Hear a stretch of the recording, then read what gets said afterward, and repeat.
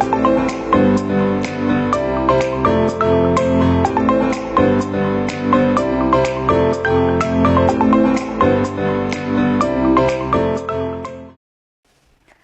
I am Mrs. Naisi Dewan and I am here to continue with the sociology class. In the previous class, we were doing Indian society structure and its process, and under which we had covered the topic economy of Indian society and different land ownership pattern in pre-India. So today it will be the continuation, and the topic for today is self-sufficient village society. So this topic, it came under the characteristics of the pre-Britishers Indian society. So the self-sufficient village, there are two words, one is the village and other one is the self-sufficient. So here the question comes, what is a village? Village is a small area with a very less population. The two major components of the village is, it is small in size and it is self-sufficient. Now, what is self-sufficient? Self-sufficient means the society in the pre-British era was not dependent. The villagers were not dependent upon any other society or other people. So, whatever they needed, be it political need, be it social, economic need, everything was met inside their own society. Okay, so today we will be dealing with this self-sufficient village. So the self-sufficient characteristics of the village, it attracted many historians and the economists. It was Sir Charles Metcalfe, who was the British administrator, who propounded the self-sufficient village society in 1830. So now we will deal with the economy of the self-sufficient villages. So when we look at the economy, in the last class also we had done economy of Indian society, pre-British Indian society, and today it's the economy of self-sufficient villages. You have to remember that it matches, okay, so the points here matches with the last class. Last class also we had dealt with this, so today it will be a revision. So villages, it was isolated. Isolated means they had nothing to do with the outside world. They were very much self-reliant, self-dependent, and it was self-sustaining. That means the economy was maintained, the economic balance was maintained within the villages through exchange system. They were isolated, means they had no concern with the outside world. Whatever happened, the village society, it was both the production as well as the consumption unit. So today if we look at our society, we are very much dependent. We are mostly consumers. Okay, but in the society, previous society, the village produced as well as consumed themselves. So the next point is the means of transport and communication. So it was underdeveloped. So that's why there was no social interaction among different villages. The main cause was there was no transport and communication facilities, okay, which describes the self-sufficient village. And another one, the village community was based on a simple division of labor. Division of labor was very simple. So we know that the common characteristics, the unique characteristic was the caste system. So mainly division of labor was based on the caste system. So caste system was again based on the occupation or the profession they followed, like the barber, the weavers, goldsmith, etc. So because of the simple division of labor, there was not much competition. They usually shared a very close relationship with each other. And the last point is the villagers were mainly farmers. So the villagers, they practiced agriculture and they tended cattle. And they practiced agriculture by using indigenous method. They used very simple tools, like they depended upon the bullocks, upon the wooden plows, very simple seed, manure. So here during the peasants, during the Mughal period, they cultivated their own lands and they produced many crops in a very simple and indigenous method. During the 17th and the 18th century, the production of indigo, production of poppy increased. And we have to remember that during the 17th and the 18th century, there were two groups. There were peasants on the one hand who kept laborers and who used to practice cultivation with the help of the laborers that were under them. And the other hand, there were small peasants who did not own land of their own. That's why they were more dependent upon the others. The growth of agriculture was very, very slow during the pre-British era because villagers mainly depended upon the monsoon rain, and the land revenue system that they followed was defective. So now we will look into the characteristics of the sufficient village society. We've already known what is sufficient village society, but we will know it in a deeper way by just reading out or explaining. I will be explaining the characteristics of the self-sufficient village society. So the sufficient village society was market-less economy. That means there was no market system. Market is a place where we buy and sell, but there was no market in the sufficient village society because they mainly practiced the exchange system, the barter system, and there was no use of money in those kind of villages. So it was market-less. Another one is the Jajmani system prevailed. So Jajmani system is a very unique system that prevailed in the society, in this kind of society. So Jajmani system, under this system, people were divided into two groups. One group received services from the other, and on the other hand, there were a group of people who served the judgmans. So it was mainly divided into the judgmans and the kamins. Judgmans are the ones who received services like the barber, washerman, okay, so that kind of services they received. And on the other hand, the kamins, they were the ones to serve the judgmans. So this Jajmani system we will be doing in much detail in the other class. So for now, we must understand that Jajmani system is related to caste system. Okay, so a group of people served the judgmans. Then the third characteristics is problems were solved by the village panchayat. So as we have already discussed, it is self-sufficient. So the problems was also solved within the village only. Problems regarding land disputes or distribution or domestic problem, any kind of problem, it was solved by the village panchayats. And the fourth is the private ownership was not formed.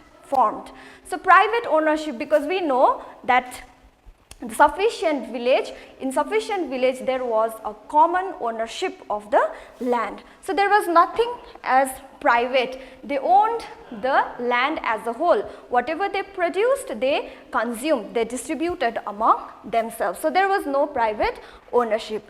And the fifth point, the presence and the role of caste system were undeniable. So there was caste system. Okay, in every society, in every Indian society, people were divided among different castes: Brahmins, Kshatriyas, Vaishyas, and the Shudras. This was the kind of division of labor that prevailed. And the caste system, it determined their status, their role, their dignity, everything in the village. And this caste was predetermined in birth. That means it was the ascribed status and they could not change the status. And the other one is the religion played a paramount role in the life of the villagers. So they had a very strong faith in religion. they performed religious activities in every important events of their life. Okay, starting from sowing to harvesting of the crops, they performed pujas during the birth, during the marriage, till death of a person. So in this way, the village life, it revolved around the religion. And the next point, cultivation and handicrafts without much technological expertise.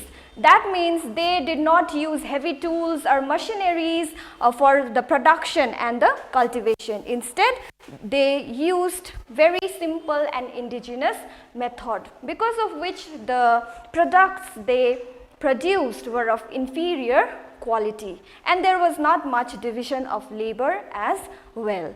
And the last characteristics of self-sufficient village society is the absence of coin or coinless exchange system. That means there was no money, there was no coin. Instead, there was a system of barter for exchange. Since there was no market, there was no coin system in this kind of society.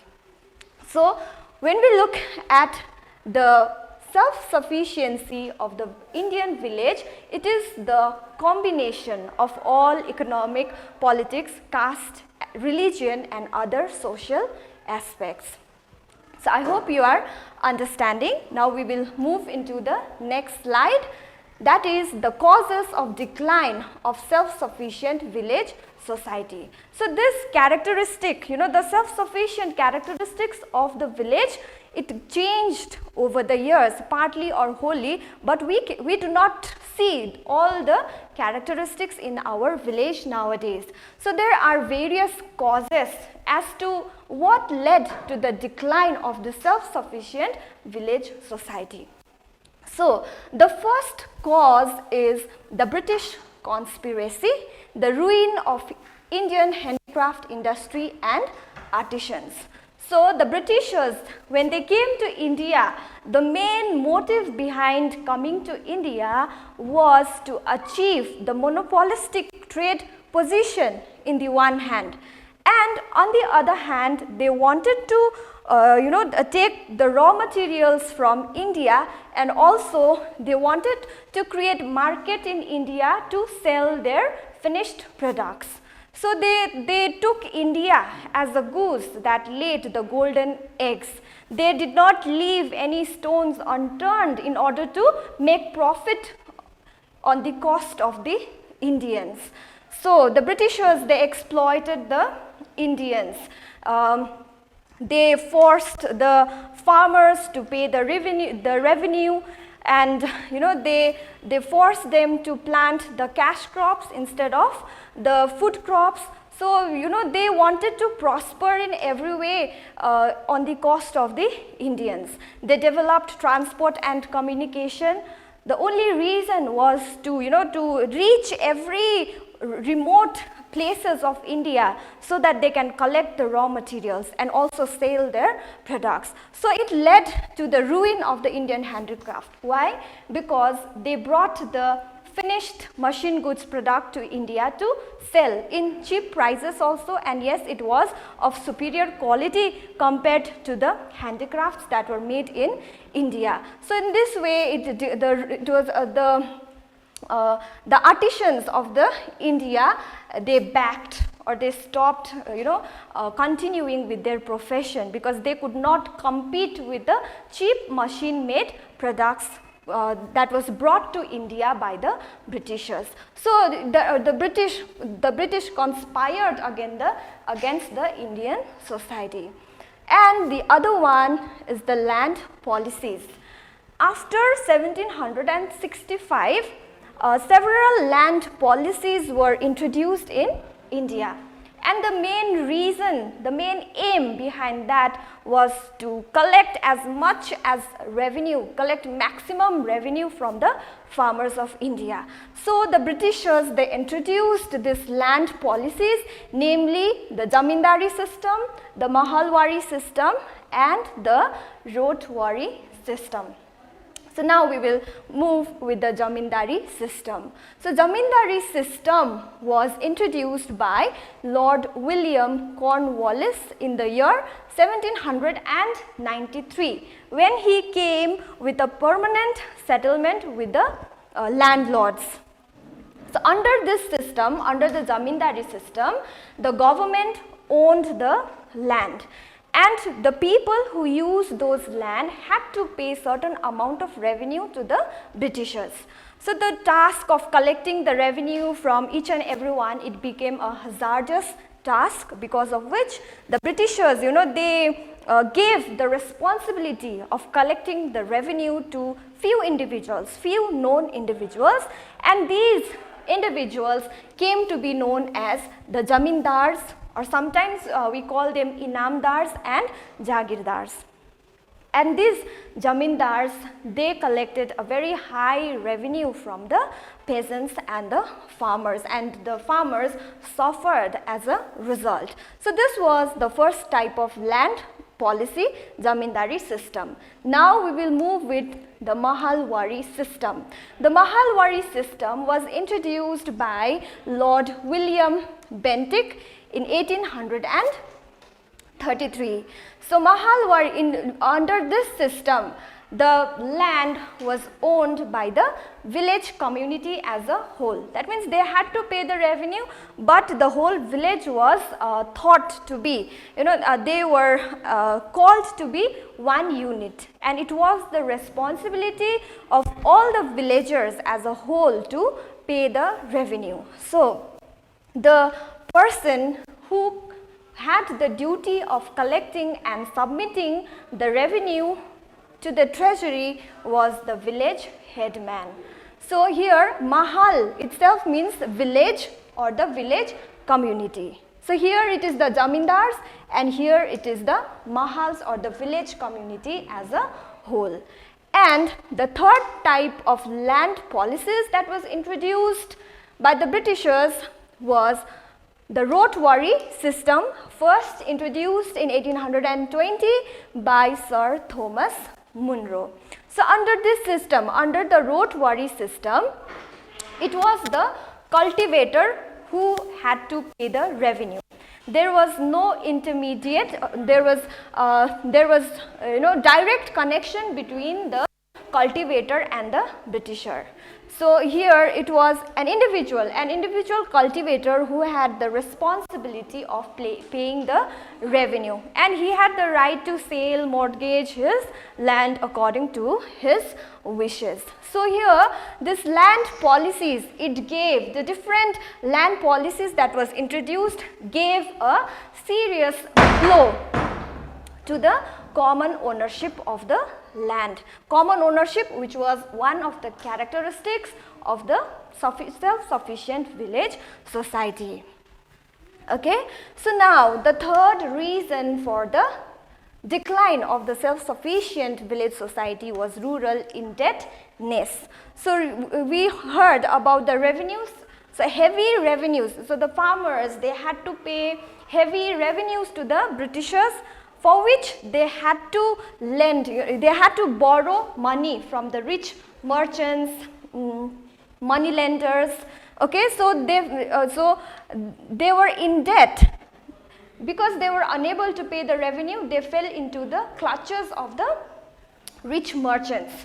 Okay, so here the farmers, they were deteriorated, they were in a very bad position. So when they were not able to pay the revenue, their lands were sold off. They were taken by the rich farmers and other money lenders and the merchants.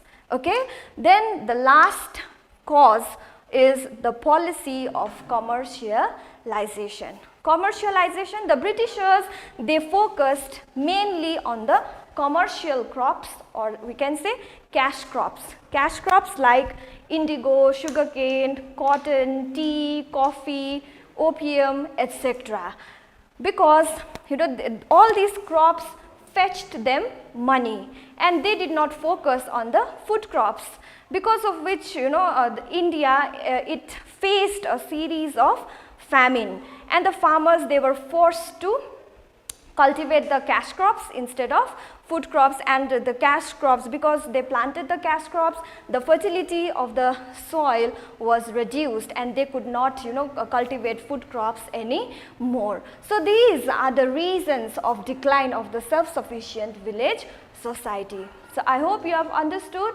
In this class we have covered the self-sufficient village, the economy of the self-sufficient village, about the characteristics and the causes of the decline of such self-sufficient village society.